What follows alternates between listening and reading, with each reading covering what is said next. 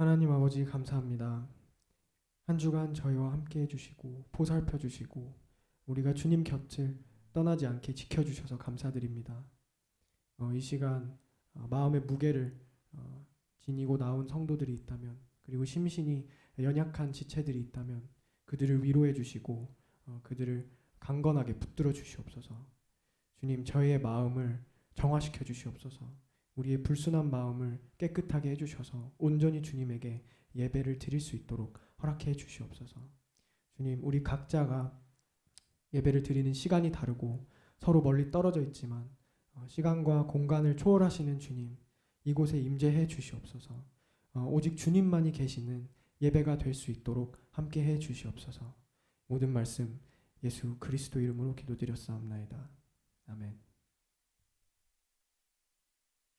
예배에 나오신 여러분을 주님의 이름으로 환영합니다. 힘들고 지친 마음을 좀 내려놓고 이 시간 기쁘게 왕께 찬양을 올려드렸으면 좋겠습니다.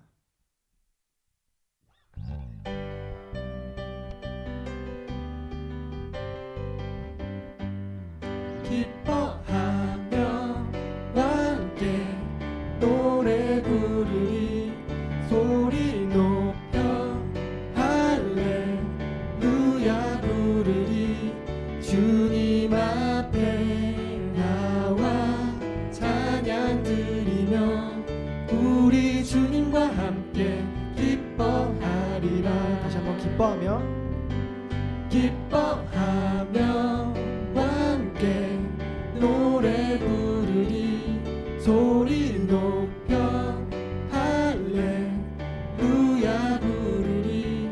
주님 앞에 나와 찬양 드리며 우리 주님과 함께 기뻐하리라. 나의 창조자, 나의 창조자, 나의 구원자, 가장 귀한 나의 예수님 찬양합니다. 나의 치료자, 나의 선한 목자 되신 주 예수 나의 주 찬양하리. 기뻐하며 왕께 노래 부르리, 소리 높여 할렐루야 부르리. 주님 앞에 나와 찬양 드리며 우리 주님과 함께 기뻐하리라. 나의 창조자, 나의 창조자, 나의 구원자, 가장 귀한 나의 예수님 찬양합니다. 나의 치료자, 나의 선한 목자 되신 주 예수 나의 주 찬양하리. 다시 한번 나의 창조자, 나의 창조자, 나의 구원자, 가장 귀한 나의 예수님 찬양합니다. 나의 치료자, 나의 선한 목자 되신 주 예수 나의 주 찬양하리. 마지막으로 나의 창조자, 나의 창조자, 나의 구원자, 가장 귀한 나의 예수님 찬양합니다. 나의 치료자, 나의 선한 목자 되신 주 예수 나의 주 찬양하리. 예수 나의 주 찬양하리. 예수 나의 주 찬양하리.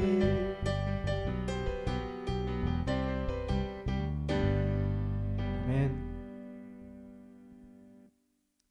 이 다음 찬양은 우리 모두 힘든 시기에 있는데 항상 주님께서 우리를 사랑하시고 주님께서 우리를 직접 손으로 창조하시고 정말 우리로 인해 기뻐하신다는 것을 기억하고 서로 위로를 해주면서 축복을 해주면서 찬양을 불렀으면 좋겠습니다. 아주 먼 옛날.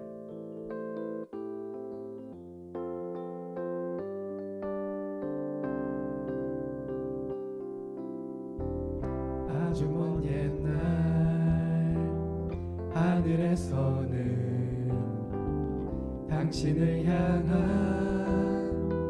계획이 있었죠. 하나님께서 바라보시며 좋았더라고 말씀하셨네. 이 세상 그 무엇보다 귀하게 나의 손으로 창조하였노라. 내가 너로 인하여 기뻐하노라. 내가 너를 사랑하노라. 사랑해요. 사랑해요. 축복해요. 축복해요.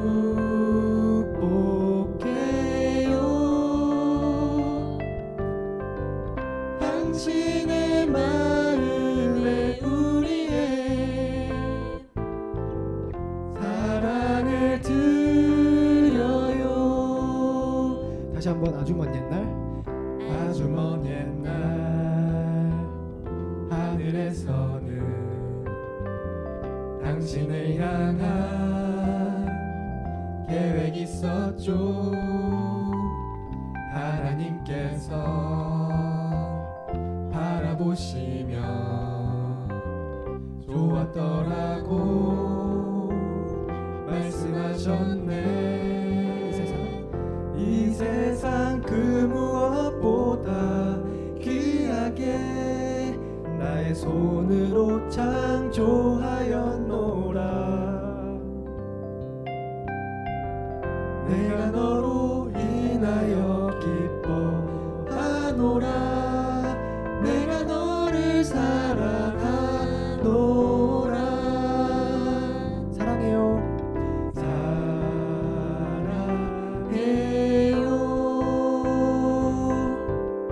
축복해요.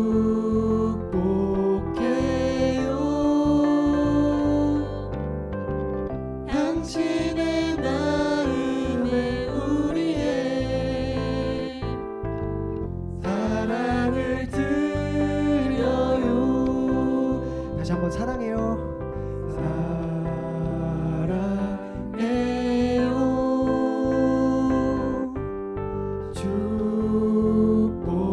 축복해요.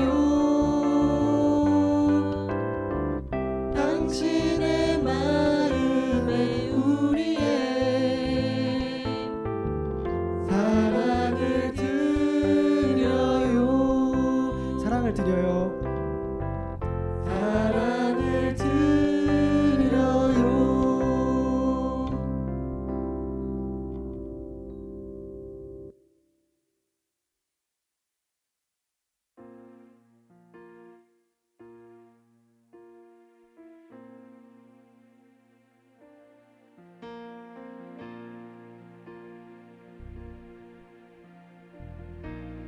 하늘의 문을 여소서. 하늘의 문을 여소서. 이곳을 주목하소서. 주를 향한 노래가 꺼지지 않으니 하늘을 열고 보소서. 이곳에 임재하소서. 주님을 기다립니다. 기도의 향기가 하늘에 닿으니 주여 임재하여 주소서. 이곳에 오셔서. 이곳에 오셔서. 이곳에 앉으소서. 이곳에서 드리는 예배를 받으소서. 주님의 이름이 주님의 이름만이 오직 주의 이름만 이곳에 있습니다. 하늘의 문을 여소서.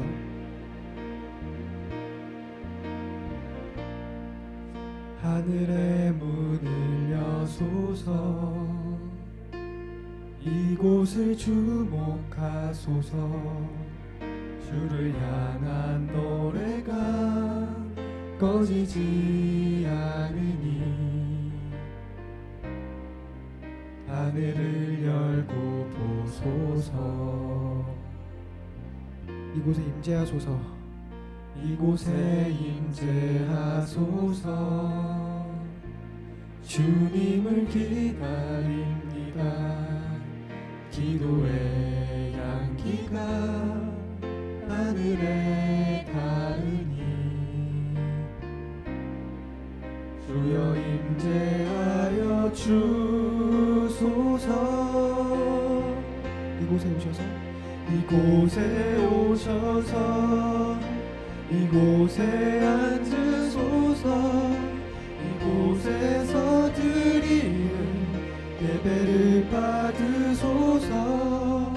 주님의 이름이 주님의 이름만이 오직 주의 이름만 이곳에 있습니다.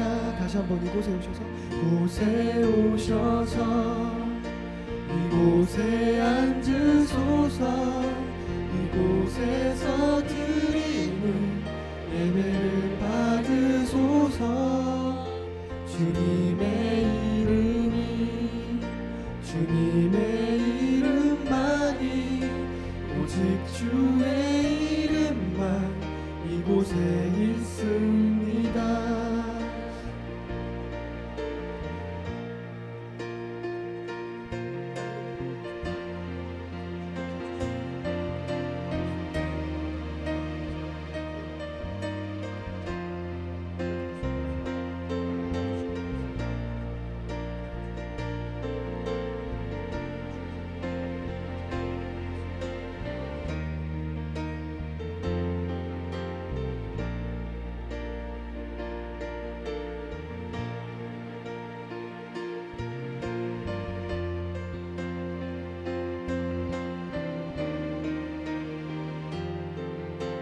이곳에 오셔서. 이곳에 오셔서. 이곳에 앉으소서. 이곳에서 드리는 예배를 받으소서. 주님의 이름이 주님의 이름만이 오직 주의 이름만 이곳에 있습니다. 목소리로. 이곳에 오셔서. 이곳에 앉으소서. 이곳에서 드리는 예배를 받으소서. 주님의 이름이 주님의 이름만이 오직 주의 이름만 이곳에 있습니다.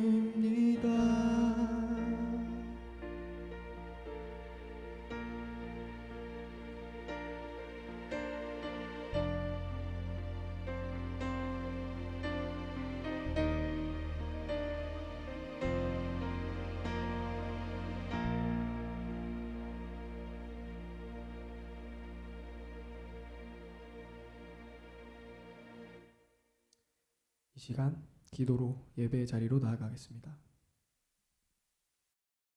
은혜와 사랑이 풍성하신 하나님, 우리에게 또 하루에 주님의 날을 허락하시니 참으로 감사드리고 지난 한 주 동안도 동행하여 주심을 감사드립니다. 자비로우신 하나님, 우리의 지난 날들의 죄를 주님 앞에 고백합니다. 우리의 연약함과 악함으로 주님을 온전히 따르지 못했음을 고백하오니 주님, 우리를 불쌍히 여기시고 긍휼히 여기셔서 용서하여 주시옵소서. 바라옵기는 이 시간 저희의 어두워진 눈을 밝혀주시사 신령한 것을 보게 하시고 마비된 양심을 고쳐주시사 깨끗하고 정결하게 하시며 진실치 못한 마음을 바라잡아 주시사 하나님 앞에서 정직하게 살게 하여 주시옵소서. 저희가 죄의 유혹 앞에서 타협하거나 지지 말고 죄와 싸우게 하시고 말씀의 능력 안에서 승리하게 하여 주시옵소서.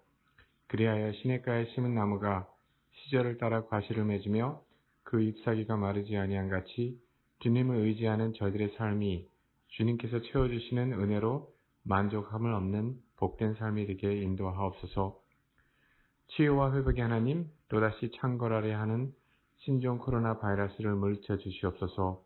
그래서 많은 성도들이 다시 예배의 자리에 자유롭게 나올 수 있도록 모든 상황과 환경들을 회복시켜 주시옵소서. 또한 이로 인해 고통받는 수많은 주의 자녀들을 어루만져 주시고 하나님을 예배하는 모든 주의 성도들의 건강을 지켜주시옵소서. 더불어 이를 위해 애쓰고 수고하는 모든 의료진과 방역 관계자들에게도 힘을 더하여 주시옵소서. 우리 교회를 지역 복음화에 사용하여 주옵소서. 하나님의 영광을 드러내는 교회로 세워 주옵소서. 이 시간 말씀을 증거하실 목사님께도 주의 놀라운 능력으로 함께 하셔서 저희들을 신령한 말씀으로 인도하는데 조금도 부족함 없는 능력 있는 종이 되게 하옵소서. 주님, 지금 이 세상은 밤과 같이 어둡고 험한 세상이 오니 저희들이 어둠을 이기고 밝은 빛으로 승리하게 도와주시옵소서. 지혜의 아버지 하나님, 다음 세대를 위해 기도합니다. 어린 유치 초등부부터 중고등부, 청년교회 이르기까지 그들의 앞길을 위해 함께하여 주옵소서. 코로나로 인하여 교회 학교와 중고등부, 청년교회에 이르기까지 어려움을 겪고 있습니다. 모든 상황과 마음을 주님께서 아시오니 다음 세대의 마음을 감동시켜 주시고 예배를 회복시켜 주시옵소서. 더불어 다음 세대를 위해 수고하고 헌신하시는 선생님들과 성도들의 수고와 헌신을 주님께서 기억하여 주시옵소서. 감사드리오며 예배를 마치는 시간까지 그리고 예배 이후의 삶까지도 함께 하실 줄 믿습니다. 우리를 사랑하시는 예수님의 이름으로 기도드립니다. 아멘.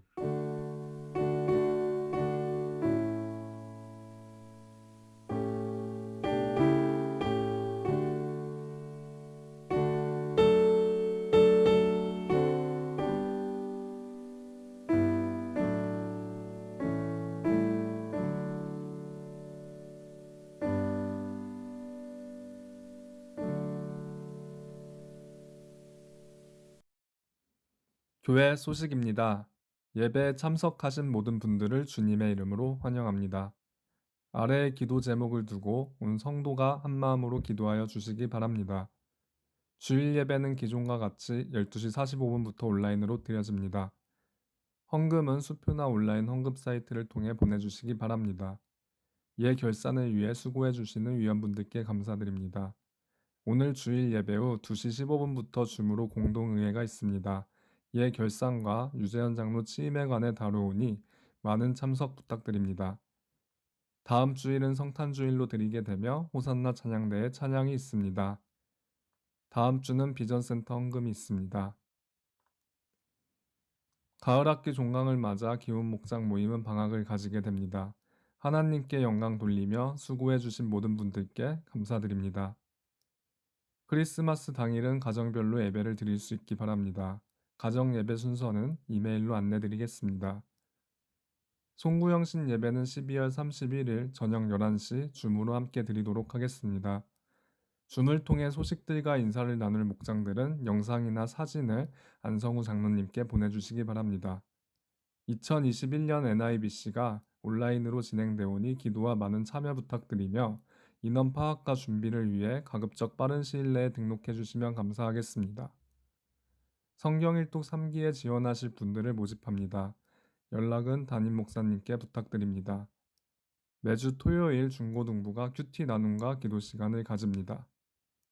매일 새벽 예배는 생명의 삶 순서에 따라 기도드리시기 바랍니다. 학기와 한 해를 마무리 짓는 시간 속에 있습니다.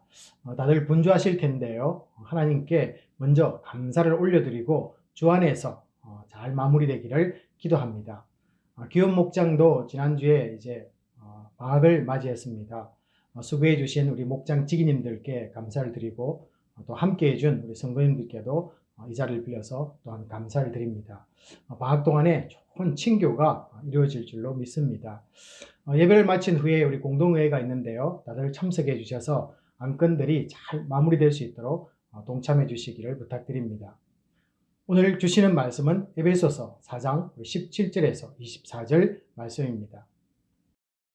그러므로 내가 이것을 말하며 주 안에서 증언하노니 이제부터 너희는 이방인이 그 마음이 허망한 것으로 행함같이 행하지 마라.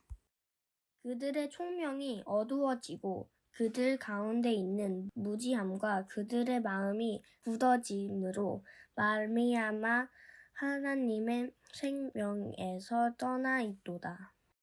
그들이 감각 없는 자가 되어 자신을 방탕에 방임하여 모든 더러운 것을 욕심으로 해하되 오직 너희는 그리스도를 그같이 배우지 아니하며느리라.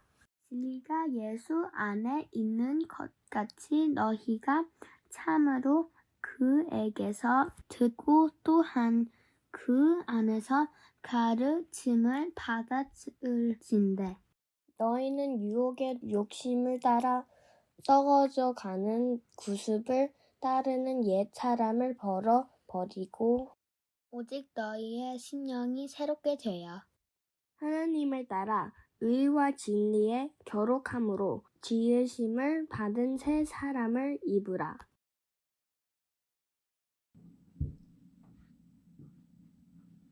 전 세계가 이 팬데믹에 집중하고 있습니다. 확진자와 사망자 그리고 이 대응 단계들이 오르락 내리락 하면서 온통 우리의 관심은 이 코로나 바이러스입니다. 언제 백신이 나오는가, 그리고 치유약은 개발되는가, 또 백신이 나왔다고 하는데 우리는 언제 맞을 수 있는가, 또 부작용은 없는가, 여전히 우리의 마음을 빼앗고 있습니다. 자, 그런데 여러분 시각을 조금만 돌려보시기 바랍니다. 집에서 이 예배 드리고 있는 우리 자녀들이 보이실 텐데요. 10개월 정도 지나면서 그동안 키도 몸도 커 있을 것입니다. 예배를 다 한번 마치시고 다시 한 번 더 우리 자녀들을 한번 보시면요. 또 보시고 또 우리 아이들과 이야기를 나누어 보시면은 확실히 10개월 전과 다른 우리 자녀들을 만나게 될 것입니다. 자, 그렇다면은 저는 우리 성도님들의 신앙도 성장했을 줄로 믿습니다. 지난주 우리 성경 공부를 마치고 잠시 이 나눔의 시간을 가졌는데요. 그 나눔의 시간에서 이런 말씀들을 좀 해주셨습니다. 이 팬데믹 기간 동안 나를 돌아보면서 이 말씀에 가까워지는 계기가 되었다라는 그런 은혜의 말씀을 들었습니다. 또한 또 다른 이야기를 해주셨는데요. 이 기도의 내용이 바뀌었다라는 것입니다. 전에는 전부 이 내 가정의 문제 중심이었지만은 이 팬데믹을 위해서 기도하지 않을 수 없었다라는 그런 말씀도 나누어 주셨습니다. 우리가 이 팬데믹을 지나면서요, 2000년 이상을 기독교인들이 이 대면으로만 드려오던 이 예배를 비대면으로 전환을 했습니다. 우리 교회는 특히 이 건물을 가진 교회와는 다르게 정말로 40주 이상을 이 비대면으로 지금도 예배를 드리고 있습니다. 여러분, 이런 시간 속에서 느끼는 것이 무엇입니까? 예배가 나에게서 어떤 소중함이 있는가를 한 번은 다들 생각해 보았을 것입니다. 형식보다는 이 신령과 진정으로 드리는 이 예배의 중요성을 다들 깨달았을 텐데요. 분명 우리에게 이 변화가 있었습니다. 일단 이 환경의 변화에 대응하는 이 대응력과 이 적응력을 우리에게 키워주었습니다. 또한 개인들이 이 말씀과 기도와 또 예배를 통해서 이 분명 주님과의 관계도 더욱 친밀해지는 그런 계기가 있었습니다. 그래서 저희들이 이 팬데믹을 지내는 동안요, 특별히 에베소서를 쭉 보고 있었습니다. 에베소서 후반부인 이 4장과 6장은 이 구원받은 성도들이 어떻게 살아가야 하는가를 상세하게 말씀해주고 있습니다. 지난주에는 이 성령이 우리로 하여금 하나 되게 한 것을 힘써 지키라는 말씀을 에베소서 4장 3절에서 보았습니다. 그리고 4장 2절은요, 하나됨을 유지시키는 비결로서 겸손과 온유 그리고 오래 참음을 우리들에게 소개를 해주었습니다. 자, 오늘은 이 본문, 새로운 본문을 보게 되는데요. 이 4장 22절은 옛 사람을 벗어버리고, 그리고 또 4장 24절은요, 새 사람을 입으라고 성도들에게 새로운 도전을 우리에게 던져주고 있습니다. 자, 이 말씀들은 이 복음을 듣고 난 뒤에 이 새로운 삶에 이 변화가 있다는 것을 말해주는 것입니다. 예수를 믿고 난 뒤에 이 새로운 삶을 사는 것을 옷을 벗고 입는 것에 비유를 하고 있습니다.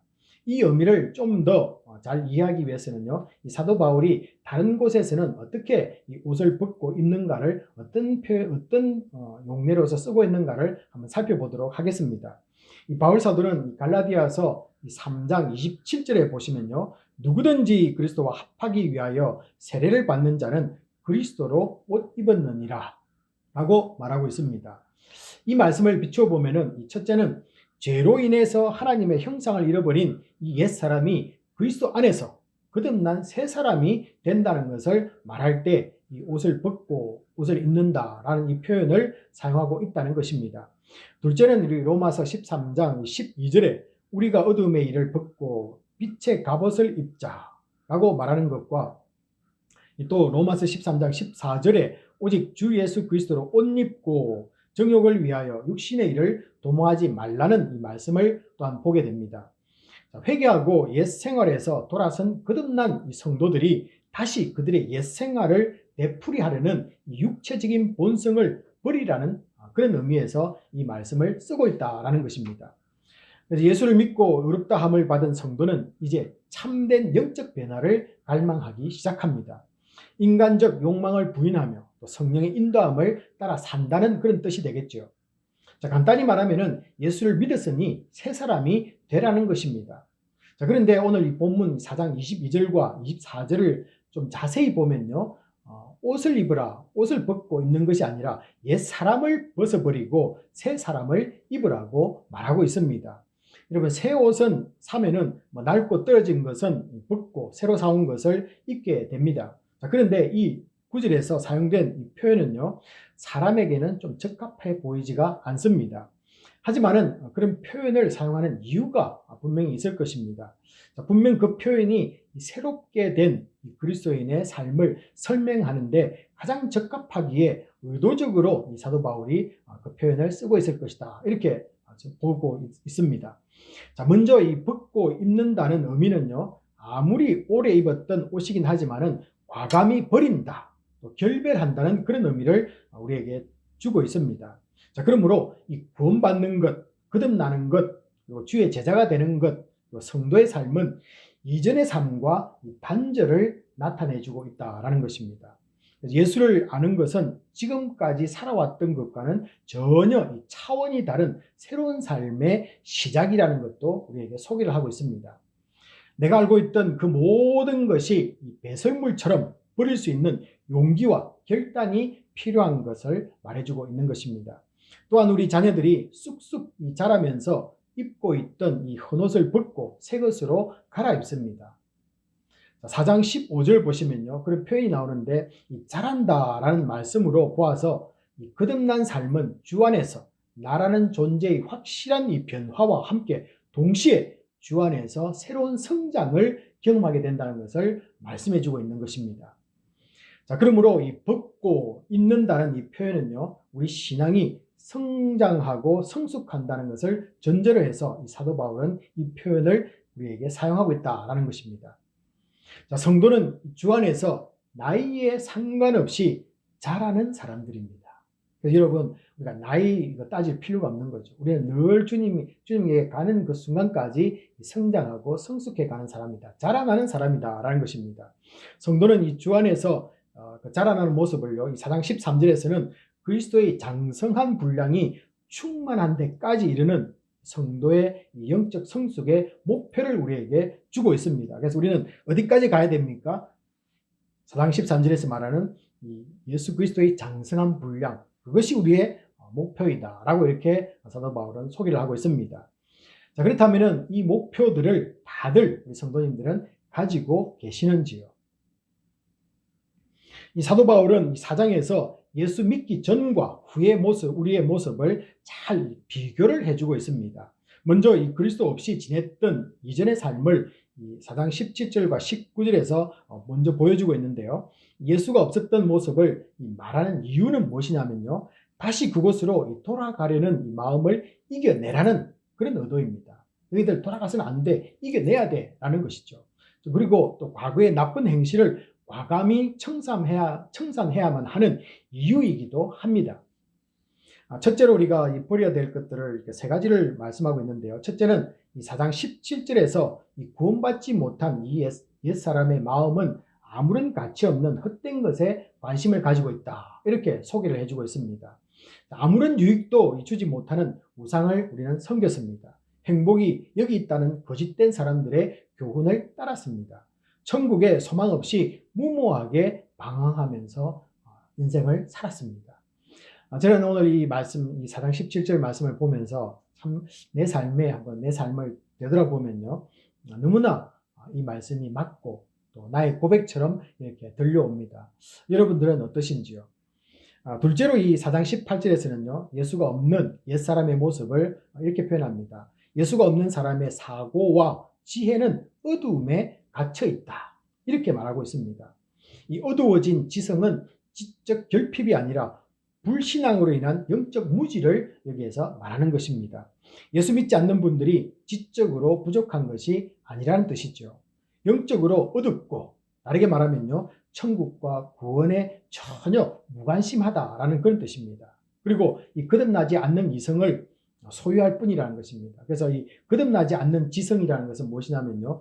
주 안에서 비전이 없다는 것입니다. 그냥 살아가면서 먹고 마시고 즐기고 하는 이것이 인생의 목적이 다 되는 것이죠. 그렇다고 조금 더 낫다면은 도덕적으로 좀 더 높은 삶을 살아가려고 하는 그런 목표 정도만 가지고 있는 것이죠.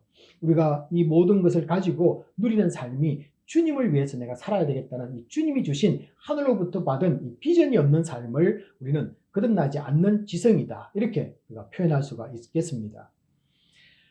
여러분, 우리 주변에 이런 가족들과 친구들과 이웃들이 있습니다. 그런 분들에게 하나님의 은혜가 부어져서 십자가로 나올 수 있기를 기도해야 합니다. 그리고 성령이 그들을 만져주셔야만 합니다. 빛을 밝혀주셔서 그들의 영적인 무기력을 걷어버려야만 합니다.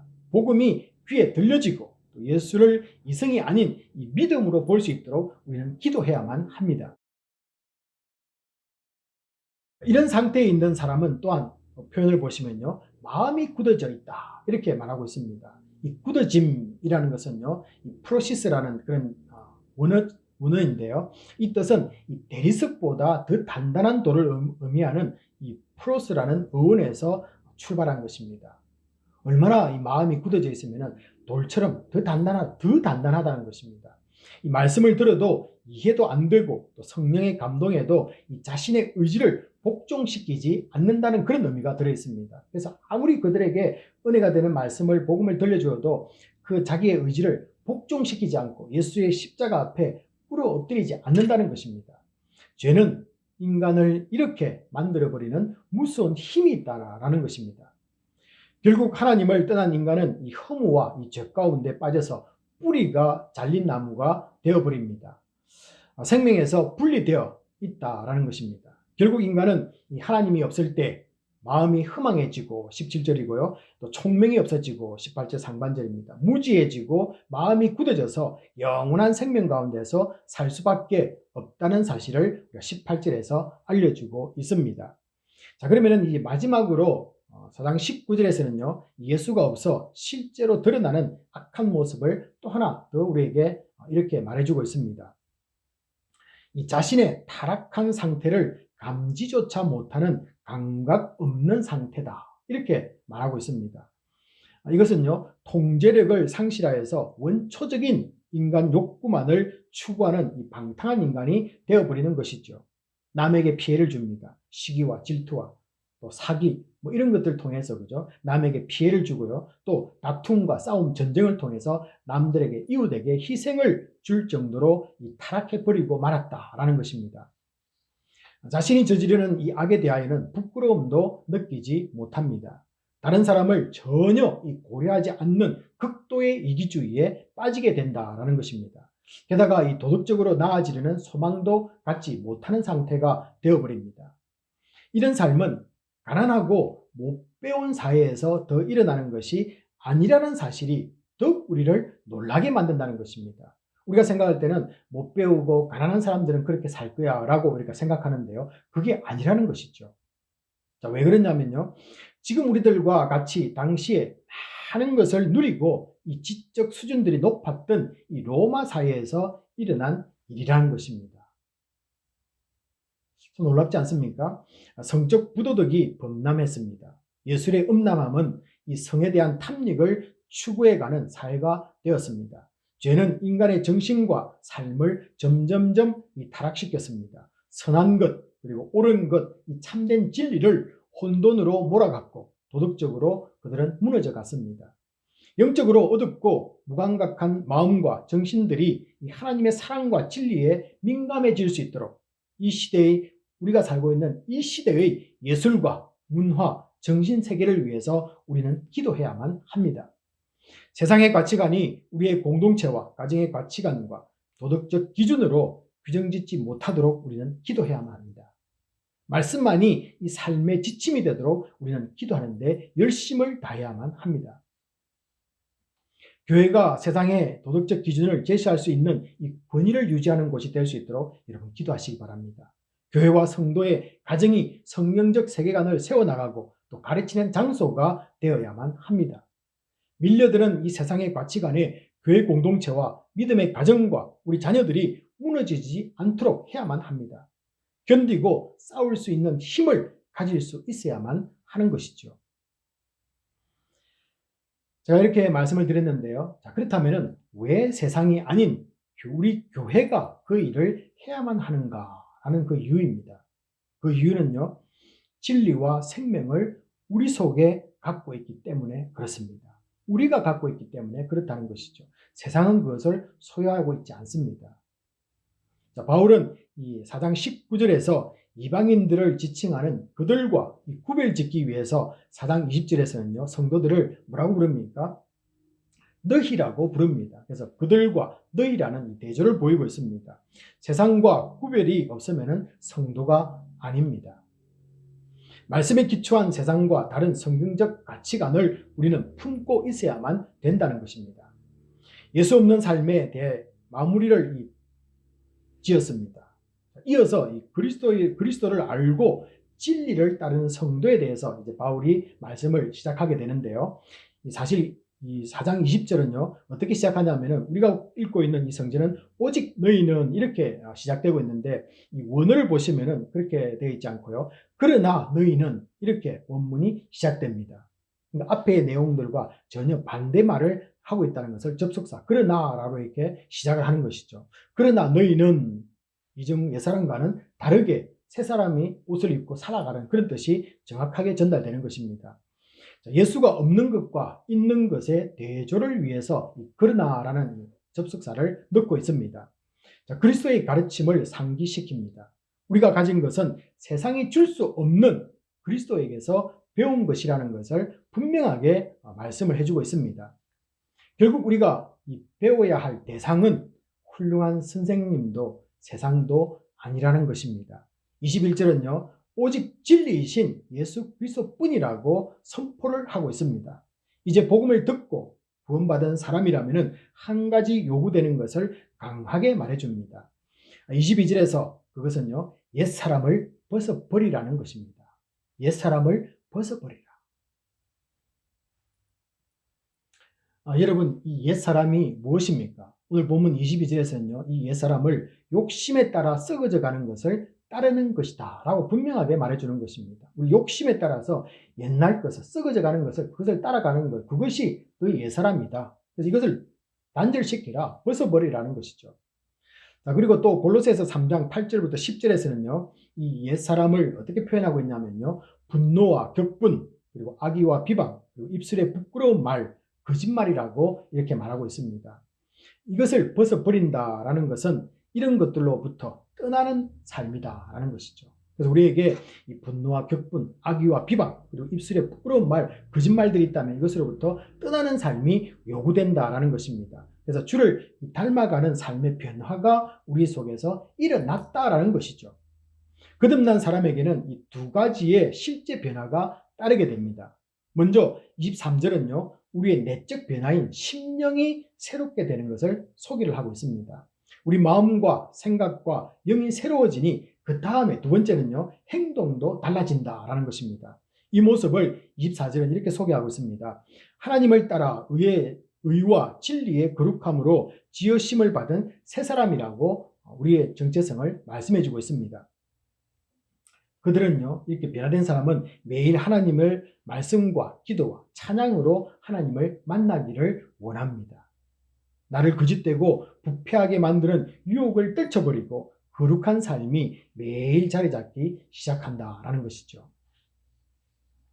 믿는 성도는 이 2장 3절에서 보았는데요. 이 과거를 표현해주는 전에는 이렇게 말합니다. 우리가 믿지 않았을 전에는 이런 표현을 쓰고 있고요. 또 그리고 이 4장 14절에서는요. 이것과 대조를 이루기 위해서 현재를 표현하는 이제는 이라는 이 단어를 쓰고 있습니다. 그래서 성도에게는요. 전과 그리고 지금이라는 이 대조가 있어야 된다는 것이죠. 그리고 옛사람과 새사람의 분명한 차이가 뚜렷해야만 된다라는 것을 이 사도 바울은 표현하기 위해서 2장 3절과 그리고 4장 14절에서 전에는 이제는 또 그리고 오늘 본문 읽었던 표현에서는요. 옛사람과 새사람이란 분명한 대조를 우리에게 확실하게 이렇게 보여준다라는 것입니다. 이전에 나는 이 누더기와 같은 더러운 옷인 볼품없고 썩어지는 모습이었습니다. 그러나 이제 주 안에서의 하나님의 형상으로 창조된 나의 모습은 새롭고 아름답고 성령 충만하고 활기에 찬 사람이라는 것입니다. 주님을 모르고 살았던 삶은 썩어져 가고 퇴락하고 몰락하거나 파괴되어 갑니다. 그러나 새 사람은 하나님을 따라 썩지 않는 진리로 지으심을 받았습니다. 나의 옛사람은 통제되지 않는 욕심이 나를 지배했고 유혹이 나를 무너뜨렸습니다. 그렇다면 이제 우리 성도님들은 예수의 피로 날마다 의롭게 거룩해지는 새로운 경험을 하고 계시는지요? 우리에게 우리가 중요한 것입니다. 우리의 삶이 지금 나의 삶이 이런 거듭나는 삶에 새로운 삶이 일어나고 있는가를 점검해 보시라는 것입니다. 심령의 변화가 우리 속에서 나타나고 있습니까? 그 마음이 유지되고 있습니까? 낡은 옷을 벗어 던지듯이 옛 생활 방식에서 빠져나오고 있습니까? 악한 행실을 청산하고 하나님을 본받은 자녀로서의 혁신적인 전환을 할 것에 대한 촉구이기도 합니다. 그런데 우리가 많이 이런 말씀을 듣다 보면은 이런 반항적인 마음이 또 생길 수 있습니다. 누가 나쁜 것 안 버리고 싶은 사람이 어디 있습니까? 이런 마음이 우리에게 질문으로 나옵니다. 벗어나고 싶지 않은 사람이 또 어디 있습니까? 라고 이렇게 반문합니다. 여러분, 그런데 오늘 본문에서는요, 중요한 두 가지를 말씀드리려고 합니다. 첫째는 바울은 우리에게 이 새 사람을 입으라고 말씀하고 있습니다. 그런데 우리 스스로 새롭게 될 수 있다고 오늘 본문은 말하고 있지 않다라는 것입니다. 스스로 우리가 태어날 수 있다고도 하지 않습니다. 이 세상에 어떤 누구도 스스로 태어날 수 없습니다. 그러므로 우리가 얻게 되는 이 새 사람은 하나님에 의해서 예수를 믿을 때 이미 만들어진 것이라는 것이죠. 그럼에도 불구하고 우리가 참여하는 것은 옛 자아를 보면서 미워하고 돌아서는 것, 이 회개하는 것입니다. 이것은 우리가 해야 된다는 것이죠. 새 생명을 보고 기뻐하며 성령과 함께하기를 원하는 이 결단이 있어야 된다는 그런 의미로서 오늘 이 본문을 소개한다는 것입니다. 자, 두 번째 알아야 될 것은요, 이 새롭게 변하는 것이 쉽다고 말하고 있지 않습니다. 쉬운 게 아니야. 다르게 말하면 이게 우리가 죽 먹듯이 쉽지 않다는 것이죠. 하지만은 오해하지 말 것은요, 하나님이 우리를 새롭게 창조하는 것이 어렵다고 말하는 것은 아닙니다. 우리가 경험해가는 이 성화의 관점에서 말하는 것뿐입니다. 그러므로 이 낡은 옷을 벗어버리고 새 옷을 입는 것은 날마다 거룩해지는 삶의 반복임을 우리에게 말해주고요. 그런 훈련된 삶을 반복적으로 살아가는 도전을 우리에게 주는 것입니다. 자, 그러므로 새롭게 되는 것은 사람의 의지에 의해서 한 번의 노력으로 일어나지 않음을 또한 우리에게 가르쳐주고 있습니다. 성숙으로 나아가는 이 성화의 삶은요, 부단히 주 안에서의 노력과 훈련을 쉬지 말아야 된다라는 것이죠. 사도 바울은 이 디모데전서 4장 7절에서 이렇게 말합니다. 경건에 이르도록, 주님이 원하시는 이 경건에 이르도록 네 자신을 연단하라 라고 말씀한 이유이기도 합니다. 성도들은 이전에 입었던 헌옷이 더러워지면 다시 입지 말고 내어버려야만 합니다. 이 영적 싸움은 계속적으로 주님이 오실 때까지, 우리가 주님을 만날 때까지 지속되어야만 한다라는 것입니다. 거듭남은 이례적인 사건이지만은 삶에서 이 그리스도를 닮아가는 과정은 계속적인 매일 새롭게 되는 변화입니다. 결국 그리스도인의 변화는 내 심령에서 시작되긴 하지만요, 삶에서 행동으로 끝마쳐야만 합니다. 이 에베소는 로마 제국의 경제와 문화의 중심지였습니다. 우리가 잘 알다시피요, 이 도시에는 이 풍요의 여신, 이 다이아나 여신을 섬기는 거대한 신전이 그 도시에 있었습니다. 이 여신 숭배와 함께 매춘과 그리고 다른 여러 가지 이 범죄 등의 부도덕한 행위가 성전 안에서 이루어지고 있었습니다. 이 에베소에 거하는 성도들은 이런 배경 속에서 살아왔습니다. 그러나 예수를 믿고 난 후부터는 옛것을 버리는 이 도전을 받고 있었던 것입니다. 그러니까 옛날에 그 습관들이 예수를 믿고 난 뒤에도 그것으로 돌아가고 싶은 그 마음을 절단하는 것, 이것을 새 사람을 잊고 옛 사람을 벗어버린다는 그 표현을 쓴다는 것입니다. 그래서 옛 사람이 너는 아니야, 새로운 예수 그리스도가 만들어진 피조물로 너는 살아가는 거야. 그러니 네가 입고 있던 그 헌옷을 벗어버리고 이제는 우리가 예수의 그리스도의 충만한 목표를 바라보면서 우리가 자라나는 그것을 향해서 달려가야만 된다라는 것을 제시하는 것이죠. 자, 만약 그들이 예수를 믿은 후에도 이 전의 세상 방식대로 산다면은 흠한 것이고 아무 열매도 맺을 수가 없습니다. 하나님께 등을 돌리는 것과 마찬가지입니다. 이제 하나님을 향해서 달려가야 할 사람이 반대로 행한다면은 말이 안 되는 것이죠. 하나님을 기쁘게 하지 않는 삶은 마음 역시 단단해져서 제대로 작동되고 있지 않다라는 것을 또한 이 본문에서 말해주고 있습니다. 마음이 점점 굳어져 갈 때 거룩하지 못한 삶으로 우리는 더 나아갈 수밖에 없습니다. 거룩함과 전혀 상관없는 이 생활 방식을 따르게 됩니다. 욕심으로 더 높은 자리, 더 많은 것만 원하게 된다는 것이죠. 이런 삶은 주님을 따르는 삶이 아닙니다. 거듭난 이 그리스도인은 주 안에서 진리만을 붙잡고 나아가는 이 생명 있는 삶을 살아가는 존재라는 것이죠. 여러분과 제가 그런 존재가 되어야만 된다는 것입니다. 여전히 세상적 욕망을 품고 있다면 새 사람이 아닙니다. 나의 옛 사람이 추구했던 이 흠한 것을 과감히 놓아버려야만 합니다. 이제는 어둠에서 나와서 지혜로워져야만 됩니다. 세상의 공허한 것과 사탄의 속임과 유혹을 벗어버려야만 합니다. 예수만이 주는 의와 진리로 날마다 거룩해지는 새 사람이 되기를 주님의 이름으로 축복합니다. 이 시간은 주신 말씀 붙잡고 함께 통성으로 기도하는 시간인데요. 하나님 앞에서 아직도 이 옛 모습인 시기와 질투, 다툼, 분쟁, 미움, 분냄, 초조, 불안, 걱정과 원망이 가지고 있다면 이것을 주님 앞에 내어놓으시고 회개하시기 바랍니다. 그리고 이제는 과감히 벗어버리겠다는 결단이 있기를 원합니다. 진리와 거룩함으로 옷 입게 하여 주시옵소서. 날마다 주 안에서 새롭게 되는 이 믿음의 성장이 나에게 있기를 원합니다. 우리 이렇게 이 말씀 붙잡고 같이 한번 동성으로 기도하도록 하겠습니다. 기도하시겠습니다. 아버지 하나님, 오늘 말씀을 통해서 우리 안에 있는 옛 것을 아버지 하나님 버리라고 말씀하셨고, 아직도 우리의 시기와 질투와 불만과 시기, 걱정과 초조가 있다는 것을 주님께 내어놓습니다. 주여 우리를 주시옵소서.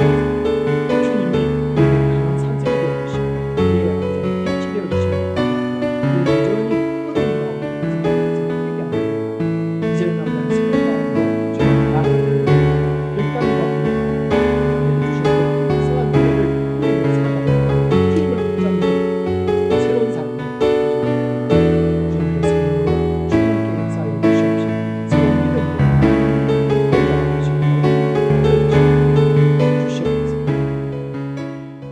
아버지 하나님, 오늘 저희들 우리의 모습을 깨닫게 해주심을 감사합니다. 우리는 옛 사람이 아니라 새롭게 된 하나님의 사람임을 선포하는 놀라운 은혜가 우리에게 있기를 원합니다. 우리 속에 있는 옛사람이었던 시기와 질투와 미움과 초조와 불안과 걱정과 원망이 이 모든 것들을 이제는 아버지 하나님 주님 앞에 내어놓고 회개하기를 원합니다. 주여 우리를 용서해 주시고 아직도 품고 있었던 옛사람의 모습이 있다면 주님 과감하게 벗어 던져버리고 이제는 새로움으로 덧입혀지는 하나님의 놀라운 변화가 있기를 원합니다. 이제는 아버지 하나님 과거에서 벗어나서 주만 따르며 나아가는 믿음의 성장이 우리들에게 있게 하여 주시옵소서. 이 팬데믹을 지나가는 동안에 저들 아버지 하나님 친밀한 교제가 이루어지게 하여 주시옵시고 예배의 본질의 자리에 나아가서 주님을 더욱더 만나는 깊은 만남이 있는 새로운 삶이 우리에게 도전으로 주어지게 하여 주시옵소서. 모든 것을 맡기며 감사드리며 우리 주 예수 그리스도의 이름으로 기도합나이다. 아멘.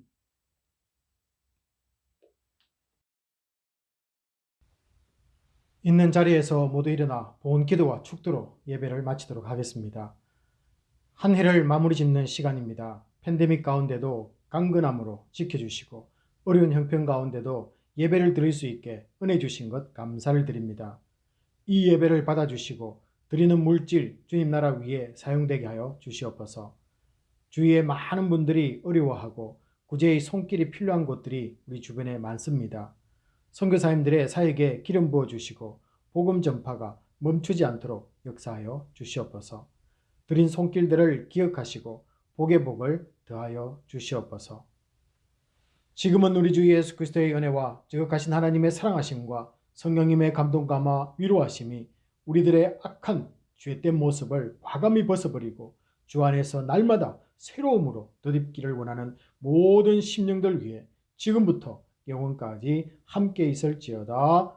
아멘.